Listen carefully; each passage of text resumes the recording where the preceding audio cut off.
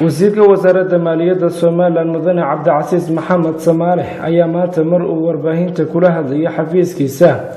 waxa uu ka hadlay arrimo dhowr ah ay ka mid yihiin waxqabadka ay wasaaraddiisu ku tallaabsatay muddadii uu xilka hayay khilaafka la sheegay in uu ka dhex qarxay wasaaradda maaliyadda iyo bangiga dhexe hankiisa musharaxnimo. ugu horreyn wasiirka wasaaradda maaliyadda Soomaaliland mudane Cabdicasiis Maxamed Samaale waxa uu ka hadlay waxyaabaha wasaaraddiisa u qabsamay muddadii xilka hayay isagoo xusay in wasaaraddu waxyaabo badan ku tallaabsatay isagoo faahfaahinayana waxa uu yidhi markaasaad ka warhayseen qalabkii beeraha kii wadooyinka kii mataqaanaa kalluumaysiga qalabadaas oo dhan runtii maalmihii ugu dambeeyay bilihii ugu dambeeyay bay dalka soo gaareen oo waxqabad wasaaradda maaliyadda runtii iyadoo wasaaradaha kala kaashanaysa oo qaranka kaashanaysa oo fulinaysa talooyinka madaxweynaha ay qabatay wasaaradda maaliyadda. Cabdicasiis Maxamed Samaale wasiirka wasaaradda maaliyadda Soomaaliland sidoo kale mar uu ka hadlayay waxyaabaha qorshaha ugu jira in ay dalka soo gaarsiiyaan oo uu ka mid yahay e-passaportka ayaa waxa uu yidhi waxaa ka mid ah e-passaportkii oo runtii budgetka 2010 ku jiray socdaalka qaybta socdaalka qaranka qandaraasyada qaranka iyo hay'adihii kale khuseysay aan isleeyahay hawshoodii dhammaantood way ka guteen ayaan iyadana filaynaa inay e-passaportkaasi si dhaqso ay musawna qaranka u soo gaadho. waxyaabaha kale aanu filaynay si dhaqso inay u yimaadaan ee runtii aanu maalmahanba filaynay waxaa ka mid ah dooniyo aanu u iibinay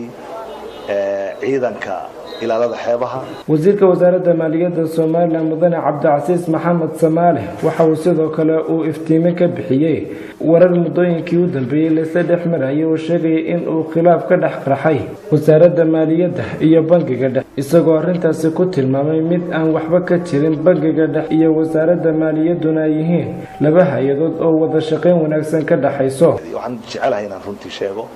bangiga Soomaaliland iyo wasaaradda maaliyaddu waa isku shaqo isku madaxayaan oo qaranka ay u hayaan waa laba institution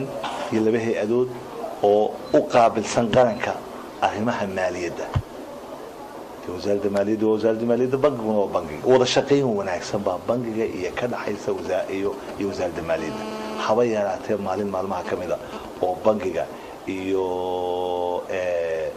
wasaaradda maaliyaddu ay wax isla diideen ma jirto. wasiirka wasaaradda maaliyadda Soomaaliland Master Cabdicasiis Samaale ayaa waxa uu markii ugu horeysay uu ka hadlay halka uu ku dambeeyay hankiisa musharaxnimo xisbiga kulmiye waxaana uu daaha ka qaaday in aanu isu soo sharaxaynin ilaa iyo inta uu madaxweyne Siilaanyo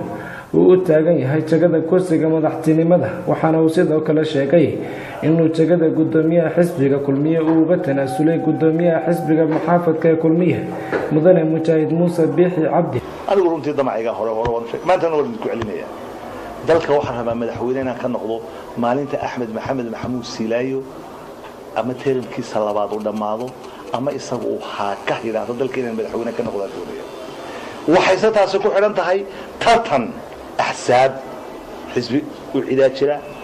حزب ودنيا جرا حزب كلمية جرا كانديديت ومهي أنا قمت حزب كلمية لكن ما أنت كانديديت كلمية لجارو إلهي هاي نجاسي وحرمانتك وصبوت قال سنة ولا الكلام موسبحي ونقدومية حزب كتر تمني وأنا وجهري قدومية نمدي هذا حزب ترتكاس صعدة بشروينا على قبنا يو قدومية حزب قال قدومنا يو وحكوا صبوت قال يا موسى قدومية حزب